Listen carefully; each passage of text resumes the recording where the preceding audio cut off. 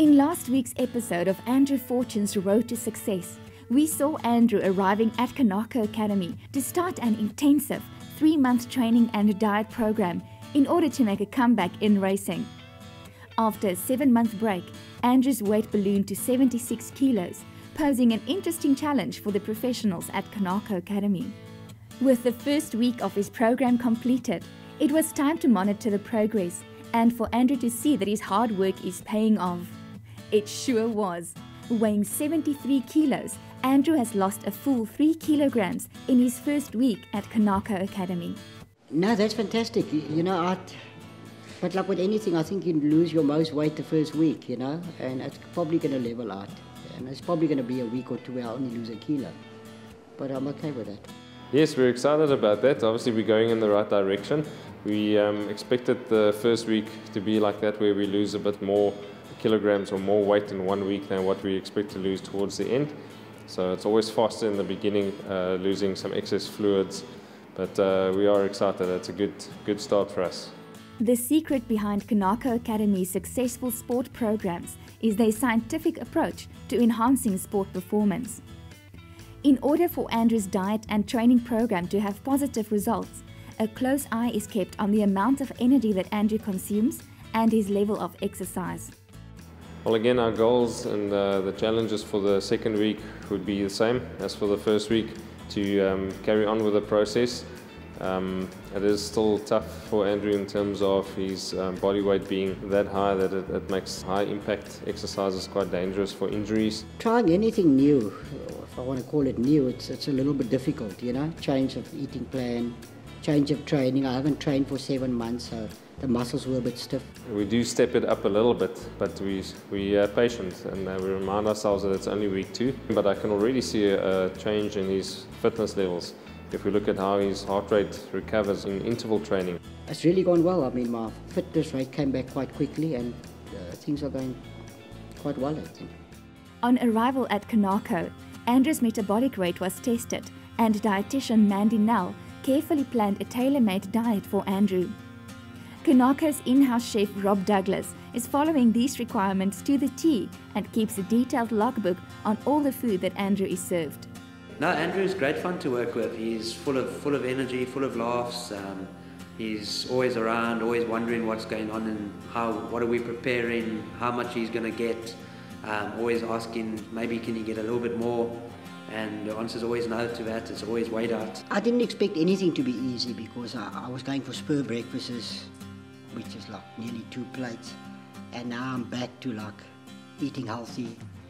Every ingredient that you purchase, you go on the back of the packaging and you see the kilojoules of protein, the energy, all of that, and you got to log all that in to the computer program, and then you work out how much grams you used of that ingredient. We weigh each ingredient to the gram before cooking it, and once it's prepared we weigh it as well, which we are keeping a daily log on, and that then calculates all the calories he's consumed and what's left at the end of the day, and that we can work on the basis of how we've done for the day.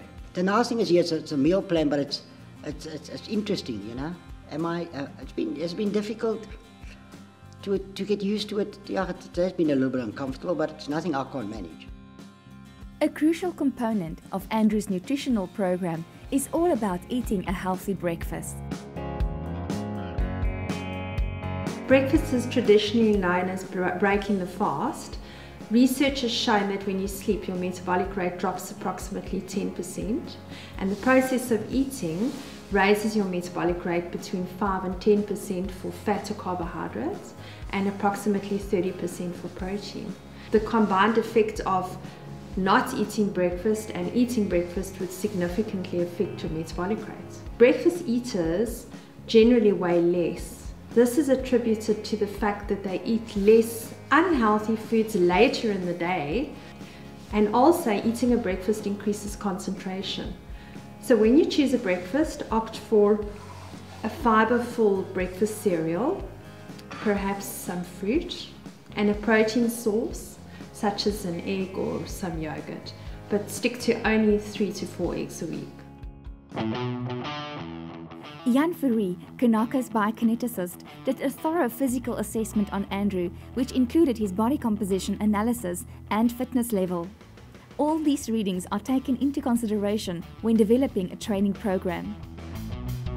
It's important to have as many measurements as we can so that we can monitor Andrew closely. Being a long process, and also us wanting to make it a sustainable program, we want to do this in a healthy way and make sure he's losing weight at a healthy rate, where we're not getting ourselves into trouble halfway down the line where suddenly he's flat in terms of energy levels. And yes, we want to make sure that we are getting the results that we want, so it's important to have the measurements so that we can compare the benchmark that we set in terms of all the measurements on day one. In the same way that Rob is logging Andrew's energy consumption, Jan keeps records of Andrew's daily energy expenditure. Well, we log the training sessions, the amount of calories spent or any energy expenditure for the session, to make sure that he doesn't do too much in a day, because he only has a certain amount of calories or energy intake per day. We look at the duration of the exercise session. We also look at his average heart rate for the duration of the session, the maximum heart rate, and the total amount of calories burned. Well, lots of times my mind will tell me that my body is tired, and my heart will tell me something different, you know, or sometimes I'll think I'm feeling good, and my heart tells me that I should take a rest. And so I really enjoy, and I can see all the good in working with a heart monitor. I battle to work without it, I must confess. Based on what Jan is doing with Andrew on the physical side, here is a general tip for everyone else who wants to get back into training. My fitness tip for the week is for people who have been out of training for a while, a couple of months like Andrew has been. The first thing that one's got to remember is that because you haven't been active, your muscles have become weak and inflexible, and this is especially true for people who are over the age of 28 towards the 30s, because your muscles lose that ability to absorb impact when they become weak. What a lot of people do incorrectly is they want to get straight back into things like running, because they know running can help them lose the weight, and a week later they battle with injuries like shin splints, Achilles tendonitis, knee pain. So therefore, it's important that you start with a gym program or strengthening exercises first, and gradually build up the strength and the flexibility in those muscles before you get back into the high impact exercises. Two examples of these kind of conditioning exercises would be a calf press that you do with a TheraBand, but I'll add in a bit of an inversion with the foot. As you point the foot, you also turn it in so that you work the muscles that support the medial arch of the foot. And then a second exercise would be a one-leg mini squat, where you make sure that the pelvis is stable and level, that the hip joints are the same height, both sides. And then you go down just a little bit, bending the knee, but you make sure that your knee stays in line with the foot and the hip.